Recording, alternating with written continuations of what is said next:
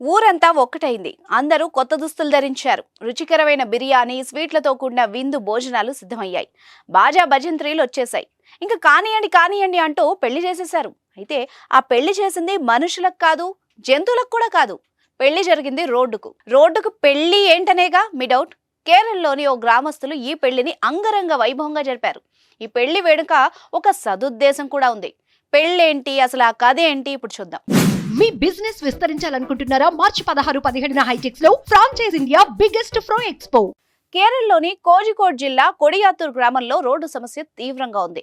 1200 మీటర్ల పొడవు, 3.5 మీటర్ల వెడల్పు ఉన్న ఈ రోడ్డును 1980 కాలంలో నిర్మించారు. అప్పటి గ్రామ జనాభాకు తగ్గట్టు నాడు రోడ్డు నిర్మించగా ఇప్పుడు గ్రామం పెద్దది కావడంతో రోడ్డు ఇరుగ్గా మారింది.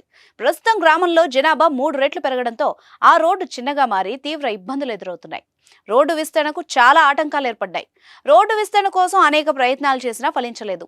రోడ్డు విస్తరించాలంటే కొన్ని కుటుంబాలు ఇళ్లను కోల్పోవాల్సి వచ్చింది. ఏం చేయాలా అని గ్రామస్తులంతా మదనపడ్డారు. గ్రామస్తులంతా కలిసి ఓ నిర్ణయానికి కూడా వచ్చారు. కొడియాత్తూర్ వికాస సమితి అన్న పేరిట ఓ సంఘాన్ని స్థాపించారు.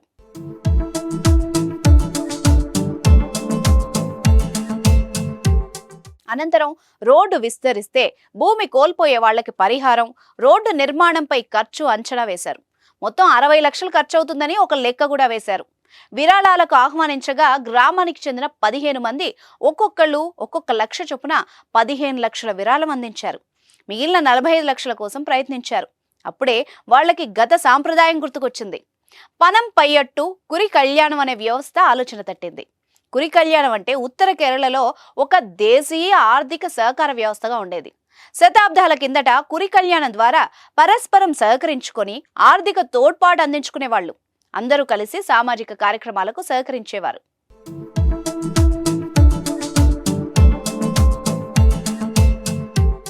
ఇప్పుడు రోడ్డు అభివృద్ధికి కూడా కురి కళ్యాణం నిర్వహించాలని చెప్పి నిర్ణయించారు. ఫిబ్రవరి 25న మంచి ముహూర్తం ఉండడంతో గ్రామస్తులంతా రోడ్డుకు పెళ్లి జరిపించారు. పెళ్ళంటే ఏం లేదు, గ్రామ ప్రజలంతా కలిసి సామూహిక భోజనాలు చేసి చదివింపులు చేస్తారు. భోజనాలు చేసిన వాళ్ళంతా వాళ్లకు తోచినంత సహాయం చేస్తారు. ఈ వేడుకకు గ్రామస్తులే కాదు, ఇతర ప్రాంత ప్రజలు కూడా తరలి వచ్చారు. గ్రామస్తుల ఐక్యత చూసి మరికొన్ని గ్రామాలు కూడా స్ఫూర్తి పొందాయి. ఈ పెళ్లి ద్వారా వచ్చిన డబ్బుతో రోడ్డు పనులు చేపట్టనున్నారు. అయితే ఎంత ఆదాయం వచ్చిందో ఇంకా తెలియలేదు.